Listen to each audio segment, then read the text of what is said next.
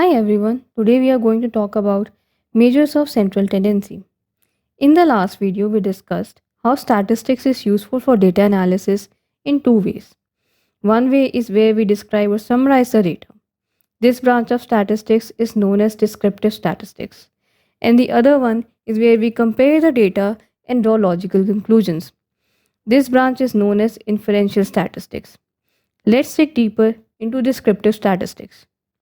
I am going to take the example of the previous video where I wrote down how many chocolates I ate every day. Instead of a month, I am going to take the data of 2 weeks. So, how do I describe or summarize the data? For this, descriptive statistics use something known as measures of central tendency. As the name suggests, it provides the value which is at the center of the data. So, how do we do it? There are three measures of central tendency: mean, median, and mode. Mean is where you sum up the values and divide it with the number of values, or let's say the sample size. In the data that I have used for the chocolates, I can calculate the mean to be 3.4. As you can see, most of the values are present around 3.4.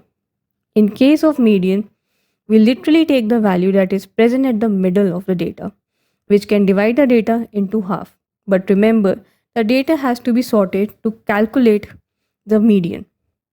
Now, if the sample size is, or let's say n is odd, then take the value at the n by 2 position. But if it is even, then take the average of values present at n by 2 position and n by 2 plus 1 position. For example, in the case of chocolates, I have used the same data, but I have sorted it out. And I will calculate the n by 2 position, which is 7th position, and n by 2 plus 1 position, that is 8th position. Now at 7th and 8th position, I have values 3 and 4. The average of these values I will take 3.5, which will be the median. Mode is defined by the most frequent or repetitive value, which in our case is 4. It occurs thrice more than any other value in the data. But all these measures comes with their own disadvantages. For example, let's take mean and let's take these data points.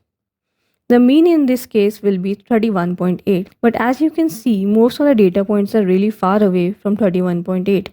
For example, if I draw a line and plot all the data points as dots on that line, 31.8 mean will be plotted, which is very far away from all the points. So is 31.8 really the best way to describe the data? And it all happened because of the last value 100, which is very different from all the values.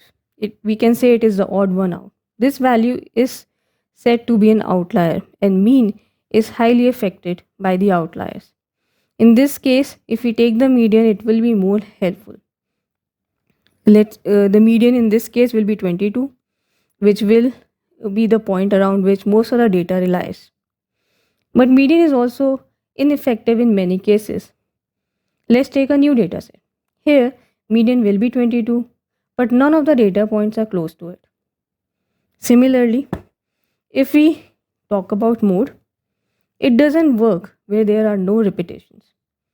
Even if we take the data where there is repetition, for example, this data set, the mode is 16. But could 16 explain the data or summarize it in any way? Most of the times, because of these disadvantages, median and mode are not used, and instead, mean is the best measure of central tendency. Now, I want to discuss variability, but I think I will prefer to talk about it in the next video. But before I go, I want to mention the types of data that are used in statistics. Statistics works on two kinds of data, quantitative and categorical. The quantitative, as the name suggests, is numerical, whereas categorical is alphabetical data. Like, for example, name of the countries, India, US, Japan, temperature, hot and cold. It could also contain numerical values. For example, we are rating something on a scale of 0 to 10. So we can also take numerical values, but they are mostly representative instead of something that we use in quantitative data. The categorical data is further classified as nominal and ordinal based on the order of the data. For example, if we take the case of male, female, yes, no, and even the name of the countries, we can see that they don't have a particular order, and therefore these are termed as nominal. But if we consider the ratings, that we can give ratings to someone from 1 to 5, or we are using height as short, medium, and tall, or we are using a survey, we are saying that somebody likes someone, or it's neutral, or dislikes someone, then you can see that there is a particular order.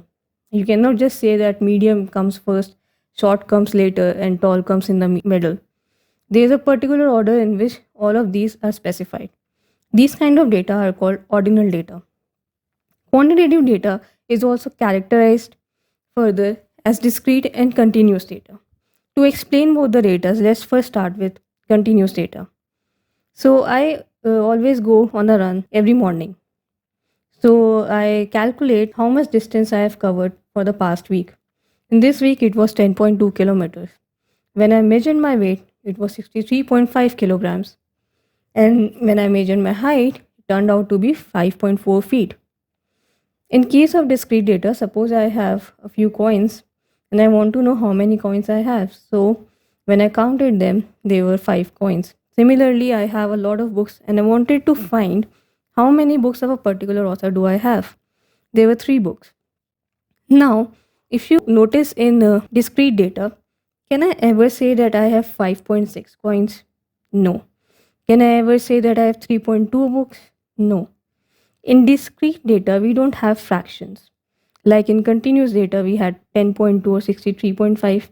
We don't have that kind of values for discrete data. It is always a whole number, such as 1, 2, 3, and there is nothing in between. Therefore, discrete data is said to have finite values which are obtained by counting them. Whereas in continuous data, we can have fractions. We have 10.2, 63.5, we can go for 63.25. I can even take these values to 3 or more decimal places. Therefore, continuous data always have infinite values which are obtained by measuring them. That's all for today. Thanks for watching. If you enjoyed the video, please like, share, and subscribe.